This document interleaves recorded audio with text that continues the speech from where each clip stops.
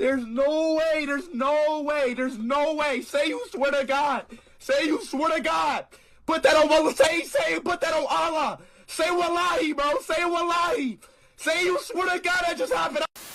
Hello internet people and welcome back to the channel. Today I'll be talking about Invincible Season 4. Before we get started, make sure to like and subscribe to get more videos like this one and to motivate me. Also, there will be spoilers for Season 4 of Invincible here, of course. And if you haven't watched it, then go watch it and then come back to this video. Invincible is a very divisive show, especially on Twitter, but I'll get to that in a little bit. But for now, I just want to say that I've watched Invincible since like Season 1 came out. And of course, like everyone else, I was hooked on Episode 1 immediately, but especially at the end. I mean, can you really blame me? I mean, like, this is like the equivalent of like Superman killing the rest of the Justice League. Like, it's just pure insanity just off the bat. And of course, I watched the rest of the seasons, seen all the memes, and I've enjoyed like all the animation, most of the animation throughout the entire show so far. So I've been around for a while, and I've enjoyed most of the show, except for like a certain few episodes which are included in these season. I think it's just 1 or 2 episodes that I don't really like in the season at all. I'll talk about that individually later on. But first, let's talk about the people's reaction, aka Twitter. By now, we all know that Twitter, or X, whatever you want to call it, is full of interesting opinions. But for the sake of the video, I'll just give it to the Invincible side of things. They have enough problems as it is over there. First thing that must be addressed is one of the few things that a lot of people agree on Twitter and like the internet throughout is that the animation on the show is kind of booty cheeks like 80% of the time. Like having PNGs just be dragged around the screen for like most fight scenes is just completely atrocious. This is only really a problem because like the animation team at Amazon releases the show on a yearly basis, which does not give them enough time to just finish out most of their scenes that they have, which I think is a huge disservice to the comics. Like, if you're gonna do like this type of animation, then just read the comic at this point. But I cannot solely put this blame on Amazon because this yearly schedule kind of stems from the fans and their lack of patience of getting a new season like every 3 years. They just couldn't handle waiting for like longer than a year to get a new season of a show, which is dumb as fuck, I gotta say. But that does not mean that I'm siding with Amazon on this issue because they are a multi-billion-dollar company. They are more than able to hire animators and like artists to improve the show in any way that they can. Anyway, that's a real like only criticism I've seen about the show. Other than that, it's been like Thrag, Oliver, and like the ending of the season that's been flooding my timeline. So with that out of the way, let's go episode by episode and share my thoughts on each episode.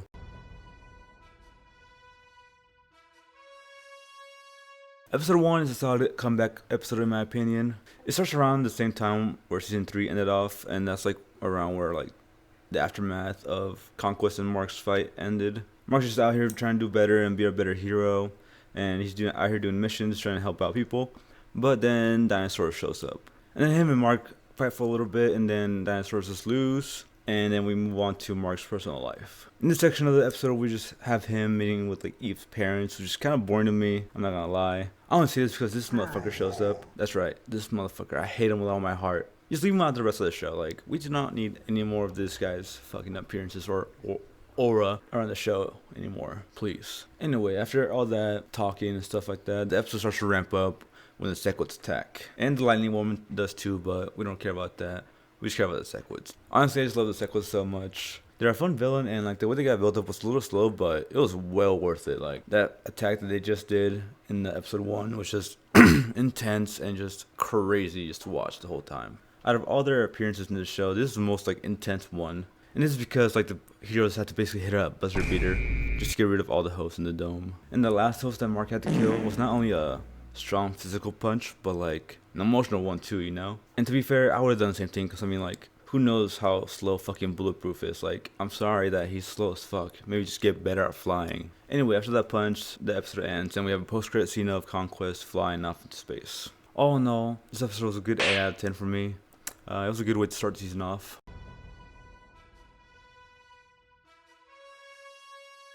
Episode 2 starts with a flashback of Nolan's life in Viltrum. I'll be real for a sec. I thought that this was like an alternate timeline Mark, and that they were gonna do some kind of like multiverse storyline again.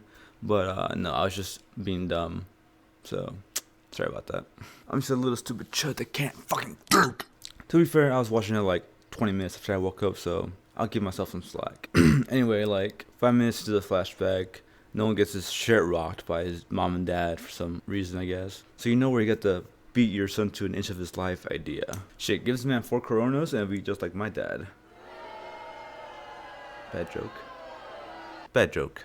Anyway, a bit of time passes and the Viltrumites get hit with the Scourge Virus, which in this world is like the version of the Black Plague, but like 100 times worse because like bar for bar, billions upon billions fucking died. It was at least enough people that died to turn Viltrum into fucking Saturn. That's all you gotta know. After this flashback's over, the rest of that episode is kind of like just Alan and Nolan going on a scavenger hunt to go find things that can kill Viltrumites. So for the main focus of the episode, it was Space Racer and his gun, Battle Beast, and the Rognars. I really liked the part where they go to the Rognars planet and the people on the ship basically fucking nuke the disc that was making the Rognars frozen, and then Nolan goes like, "What are you doing?" Like, I just find the line delivery super fucking funny. I don't know why. After this, Nolan goes to Telestria and finds out that the Scourge Fire is still very much around and ready to be used at any moment. Also, one thing I find wild is that the virus is like kind of on a display. So like, there's no safe, there's no guards, there's no nothing. You're just begging someone to take it at that point. Like, I'm surprised it hasn't been stolen already, especially by the mole. Like, I feel like the mole, I don't know if they established the mole at this point, but like, I feel like the mole will like give information that the Scourge Virus is in there. I feel like they missed that point later on. After the confrontation, we find out what Conquest was doing at the end of episode 1, and that was flying to Thrag. He's running back to his master like the little good boy he is. I would say this episode is a good 7 out of 10 for me. We got some good setup for the war, and we got some lore dump about Viltrum. It was okay.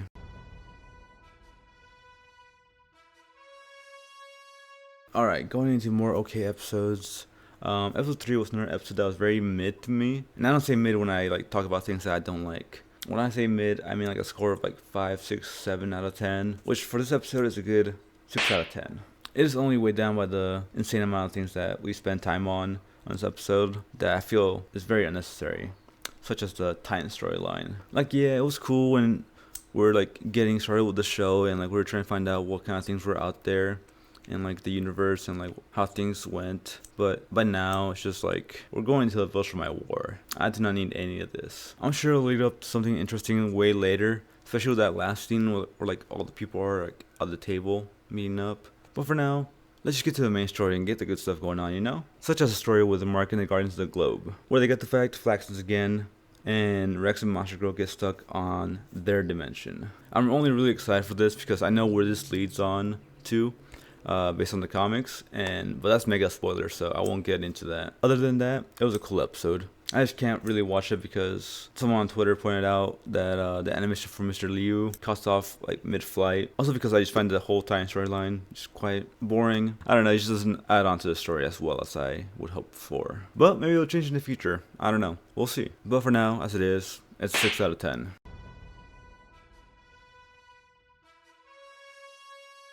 Now, this episode is quite a sleeper, but I have an insane theory for this one. I'll talk about this theory later on when we get to the episode with Dragon it, because she's quite essential to the theory. Anyway, this episode is a show original storyline, and for a original storyline, it kinda sucked. I'm not gonna lie. I was pretty bored throughout it, to be honest. I'm not gonna lie. It was kind of mid. Not even mid. It was bad. It was kind of bad. The only parts that I found interesting was like the beginning and the ending, which were like outside of Hell. The only lore about Hell that they talked about was like the spin on where Sane is the good guy and that there's no heaven. But I found pretty interesting, I'm not gonna lie. Then after that, they have the worst comedic gag of the whole entire show, probably out of the whole Amazon catalog, and it's the fucking gag where they fall through the hole for like a whole 3 minutes. I timed it. I looked at the time, and it was literally for 3 whole minutes that they fall through this fucking hole. And they go on and on and on about this fucking stupid helmet. Like, okay, like if it was just for a whole minute and they made like 1, 2, or even 3 jokes about the helmet, I would have been fine, you know? I would have been good on it. But the fact that I ran for 3 whole minutes was just painful to watch. It was just seriously hurting my soul.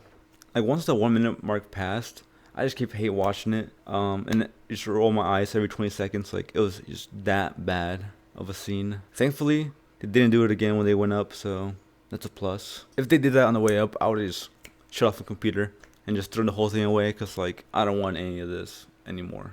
Anyway, after that, they power up Satan, defeat the villain of the episode, and boom, done. Basically, that's the whole episode, really. But then, when Mark gets back to Earth, Nolan and Alan show up, and that is when shit really starts to ramp up now, because we know what's coming next. But they kind of cut off that scene, and then we get a scene of Damien climbing a building, and him and Satan are talking about a war with the surface world, which I'm going to talk about later because that's actually another part of the theory that I have. Anyways, 4 out of 10.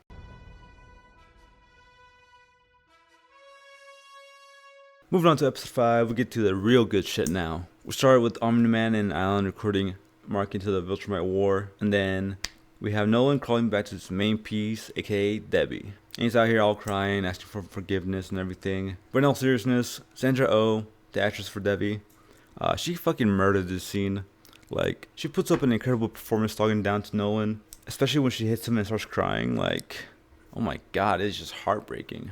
And the fact that they made like the moment after Nolan leaves linger just a little bit longer just made it so much more real. Like the crying and pain doesn't stop once the person who caused it is gone. It just kind of stays. I think this scene is definitely like top 3 of the whole season. Like, it has to be. After this, we meet Tech Jacket doing some heroic stuff. And then we see the type of situation she's in reference to her relationship with her dad and her power level. After that, we see Alan recruit her into the Viltrumite War, which is pretty cool. Then we go back to Nolan, going to Art this time, thinking that everything is all fine and dandy, but no. Nolan and Art have a beer or two, and then they talk for a bit. And then Nolan suggests Art to make him a new suit. And then Art goes like, fuck no, fuck you, get out of here. Yeah, that was pretty ballsy of him to do, not gonna lie. Anyway, after Nolan leaves, Art lets out a huge sigh of relief, and I just want to point out that both times that Nolan met with somebody, they kind of lingered a bit longer after he left, and it just kind of made their reaction so much more better and like added more detail to the scene, I guess. Anyway, after this, Mark, Oliver, and Tech Jacket goes to the ship, and they start their trip to Telestria. And this is where fun begins, because Conquest and the rest of the Viltrumites, not the rest, but like a few of the Viltrumites, intercept Mark's ship, and they start brawling, you know? Straight hands start getting thrown. Some fights happen, of course, and some shit talking too. And then Oliver, of course, like a little bitch he is, he has to breathe. So he goes to the nearby conveniently placed planet next to him, and guess what's right behind him? Fucking Conquest. And he's ready to give out the nastiest 2016 snack cam of this generation. Unfortunately, he was charging that shit for mad long, and Mark just saved Oliver. I wonder how that shit would have looked like. I bet if that shit connected, that shit would look like a Minecraft mob. Like, disappearing, but like, red. Anyway, after Mark interrupted that smack, he started choking the fuck out of Conquest. And after a bit, we get the nastiest sequence in Invincible. And now I'm of course talking about Conquest literally digging inside of Mark. Like, oh my god, that shit was just so fucking gross. And I was unfortunately eating my breakfast during this episode, so safe to say I wasn't able to finish it. I tried to bite into that yolk and I was like, nah, I'm good. After that soul-altering experience, we get a scene of Nolan and Oliver arriving at Mark's corpse, well, barely breathing corpse, and Tech Jacket and Alan are stuck on the outside of a Viltrumite spaceship. In terms of ranking this episode, it's 10 out of 10 flawless, I'm not gonna lie. It has everything you could ever need. It has emotion, motherfuckers throwing hands, plot advancement, and world building. I would say definitely top 5 of this show so far, and I do not care if it's a hot take, I'll stand on that shit.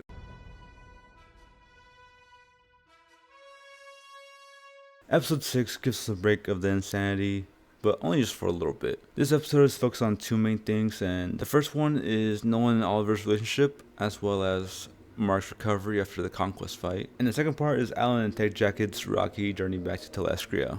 The Tech Jacket and Alan storyline was pretty cool. Nothing too crazy in my opinion, but it was a good setup for what else is to come by the end of the episode. But before we get to that, let's talk about Nolan and Oliver's side of things. It was very much needed to have them address their beef in this episode, and I'm super fucking glad that it was worked out within the episode too. I didn't want it lasting for too long, and I'm glad that it was done within the episode, just to have it done and quick and out of the way. Also, one highlight of the episode was like the joke of Oliver's beard, and I can't talk shit though because I just can't grow on myself either, but I just thought it was funny. But there's no time for that because they just waited 2 months for him to regenerate, so they gotta make their way to Telestria immediately. And once they make it there, they see that Thrag is throwing some punches. Well, not Thrag, but like his fucking army. So Mark swoops in and saves Tech Jacket's ass, and then he just starts oral farming with Oliver and Nolan. And before we go further, what's like the point of Tech Jacket being here? Like, all she does is just get herself kidnapped, get her shit rocked. I haven't seen her kill Viltrumite in a while. Yeah. Anyway, after a few fights, Mark and Oliver fly into Thrag's ship, blowing it up and destroying it. And this is where I had a problem with Thrag's voice actor starting to develop. I was already put off by the babyface design of his character, especially compared to the comics, but I let that slide. You know, I let it go. I was like, fine. You know what? As long as he's got a good voice, menacing voice, I'm fine with it. But when he said no, when his skull started to fly off, like, what the hell are you doing? I was just like, okay, I did not like this voice actor. I don't think that really fits him. And yeah.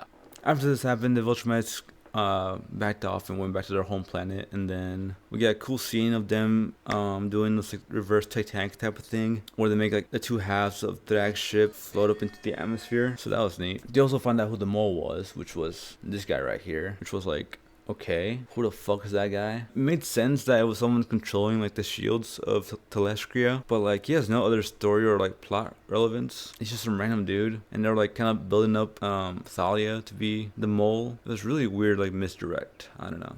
Anyway, for me, this episode was a good 7 out of 10. It was pretty good. Just some boring parts with like Alan and Tech Jacket during like the middle of the episode, but other than that, it was really good.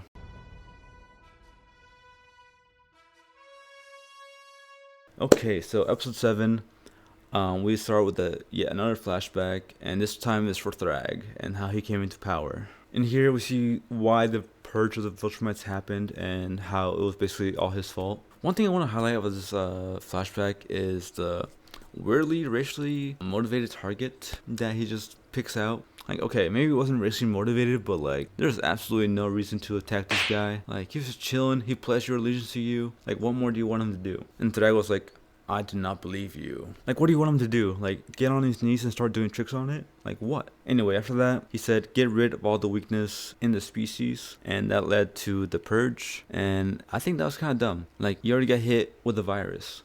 Why the fuck are you still killing more of your own people? Anyway, the flashback's over, and then we get the scene of the team going to Voltrum, try to finish them off, but they get ambushed, to no one's surprise. And then they start fighting, and then hands are thrown, and then Nolan gets fucking nuked to the planet's surface by Thrag.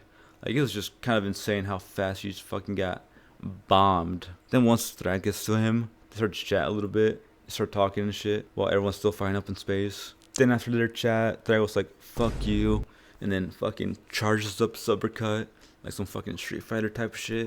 And then fucking uppercuts Nolan up in space. Like, it was just completely crazy how fucking fast he went. This motherfucker Thrag simply starts winding up his fist, starts sucking Nolan, pause, and then sends him up into space. Like, no shot. How?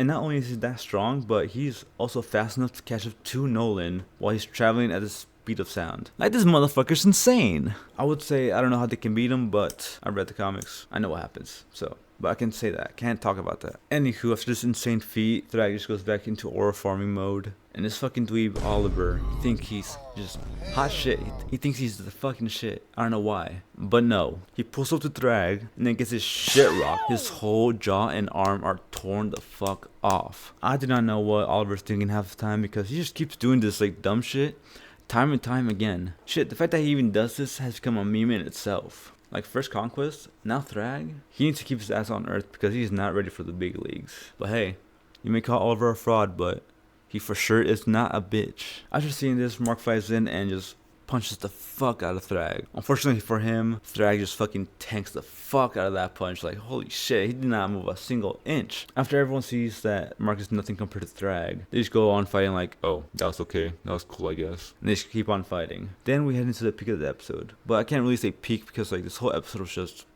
great from start to finish. But this is where Mark, Nolan, Thaddeus, and Space Racer all go into Viltrum's core and basically just nuke the whole planet, just obliterates it. While this happened, the funniest image just appeared on screen, which got rid of my awe at the scene itself. And that's where Lucan is like holding Alan, and it's just like staring at the Viltrum planet get destroyed, and he was like, holy shit. Like, his fucking look of wonder is just so fucking hilarious to me. I just had to pause at that moment. I was like, okay, let me take a 5 real quick. But yeah, after Viltrum gets blown up, Thrag gets mad, of course, as anyone would guess, and just fucking beheads Thaddeus, you know?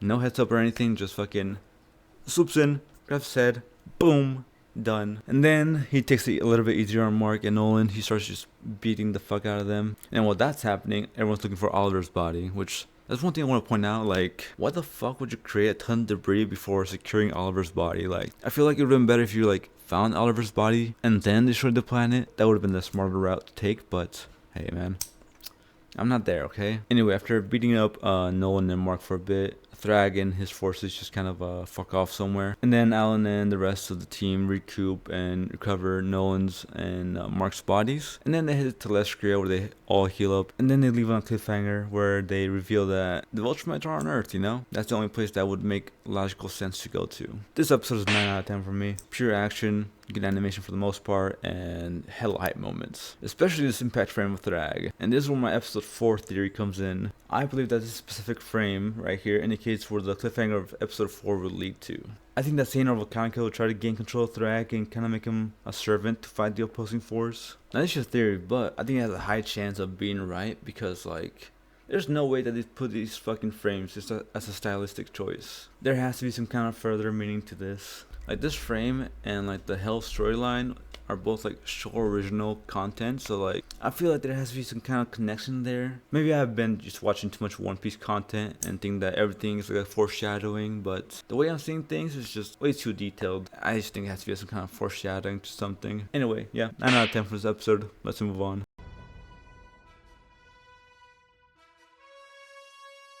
And finally, we have episode 8. This episode, I assume, will be very hit or miss, depending on the type of person you are, because it has a lot of story progression and a lot of setup for the next season, which I certainly like, but others might not. We start by introducing Mark's hallucinations into the story because of the fact that they didn't end off the Viltrumites like they were hoping to do. And it starts with the Earth getting invaded and Viltrumites causing havoc throughout the entire city that they first see. And if I were Mark, I would be thinking the same thing, like, they're gonna get their lick back. They're gonna get revenge. Like, we just blew up their entire planet. Do you not think they want to do the same thing to us? But once they get to Earth, they see that everything's completely fine. After this, Mark goes to see Devi. After they speak for a bit, another hallucination starts happening. And then it's shortly cut after Devi gets beheaded.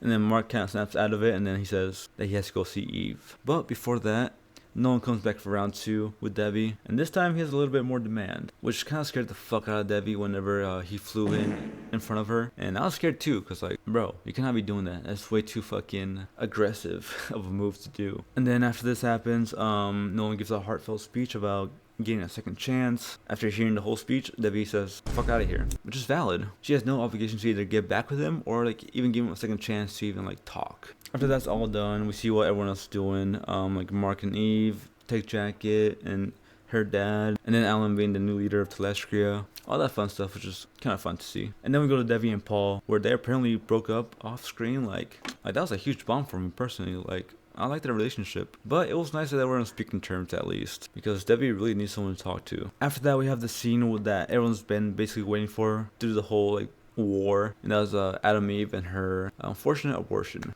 Before we get into my thoughts about this situation, I just want to say that I've been seeing a lot of memes and jokes about the situation, and they're very fucking disgusting and terrible, and really just off-putting in general. Like, why would you make light of this situation? Why would you even care about the situation? You know, it's a cartoon, but it's dealing with like real life problems. So like why are you making such a sadistic joke about something that the show is trying to shine light on? And what makes me the most annoyed is the fact that I know it's the Twitter blue check marks, and they're just trying to get a paycheck out of it, just trying to be funny, but they're never funny. They always fucking suck. I don't know. I digress. Anyway, getting back into my thoughts, it was a very intimate and sensitive moment, which the show doesn't do many times, but watching it back, they kind of ruined the whole moment when they decided to put a hallucination in here of Eve getting fucking murdered. It just kind of ruined the mood. I only say this because it was supposed to be like Eve's moment to like really put her emotions out there. I don't know. I just didn't like it. We can put a hold on Mark's hallucinations for this scene. Like, we don't need a hallucination every other 5 minutes just to show how paranoid Mark is. We know how paranoid Mark is. But yeah, other than that scene of them chatting about the abortion and how unfortunate it was very heartfelt. I enjoyed it. And then after that, we have Nolan and Cecil talking, which was, I think, necessary because they haven't talked since like season 1. And after this, we go back to Mark and Eve at the house, and they go outside to talk to Nolan, and he's just waiting there, hitting his default ass pose. Like, what is this?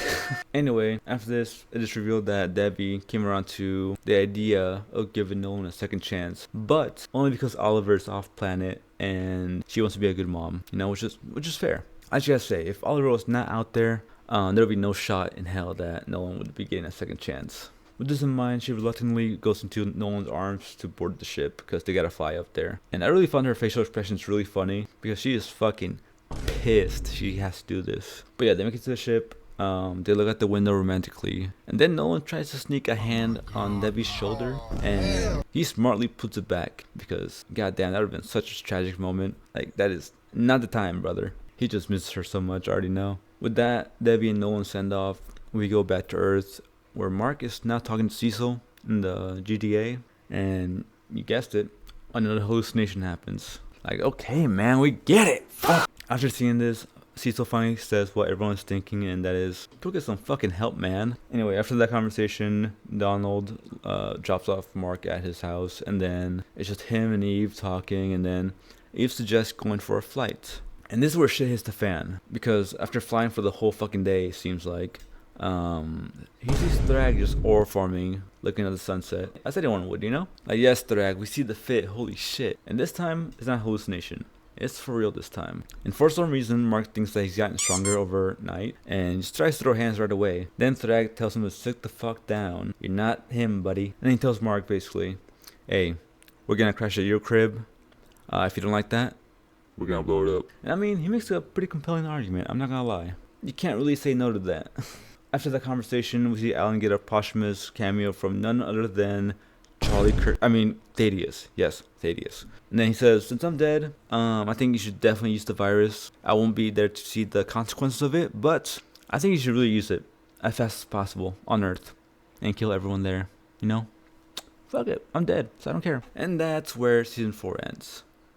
So yeah, in conclusion, season 4 of Invincible has gotten me quite hyped up for what's to come next in the future seasons. I hope to see some huge comic moments get their proper animation that they deserve. And the rest of the season 2, you know, we want a good animation team for the rest of the season, for like the whole season, please. Not just for like the hype moments and the fights. I just do hope that the Invincible team puts more time to developing a more clean and finished and polished product. Kind of like they did with season 1, because that season was just perfection in all fronts. I just think season 1 is just 10 out of 10 all around. And I also hope that they put more like shaded scenes, more dynamic lighting, kind of like how it was with Thrag and Mark at the end, where they had their little conversation. But yeah, other than that, the writing was incredible. Some good writing all around. I have no notes on that. They also have great voice acting, which I will never complain. But if I had to say something about the voice acting, is that stop getting celebrity voice actors. That's another thing I see a lot on Twitter. Like, sure, they're cool, but like, there's so many people out there that could do just an amazing job, just as well as like many of the voice actors on that show. So like, why not use them? Save some money and just give it to the animation team. Create a better product. Boom. Honestly, for this season of Invincible, I did not know who Lee Pace was, nor did I give a shit, and I still don't give a shit. Anyway, I'm just talking at this point. I don't know. I just hope that you liked the video, and if you did, give it a like and subscribe, and it will give me some good motivation to make some more videos. So yeah, till next one.